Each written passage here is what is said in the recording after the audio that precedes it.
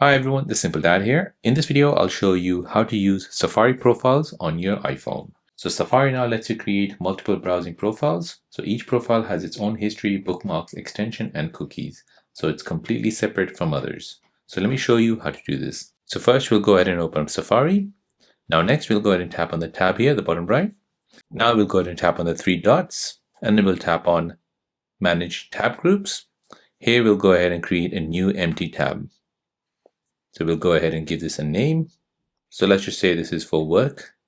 So now here I can go ahead and start all my work websites like maybe Google. I can open up another one, Twitter, BBC. So here in my work profile, I have Google, Twitter, and BBC. I have another profile which I have other websites, and I have another profile which basically has another one, and I have another profile which is for private browsing. So this is perfect for people who juggle different roles. So you can have a work profile with business tools and research, a personal profile for shopping and social media, and even a study profile for all your school projects. So it keeps your life organized, prevents your work from mixing with the personal browsing. So there you go, guys. That is how to have multiple profiles on Safari on your iPhone. If you're new on the channel and you want to find out more about your iPhone, your Android phone, or any other social media apps, then don't forget to subscribe to this channel to become a part of the Simple Dad community.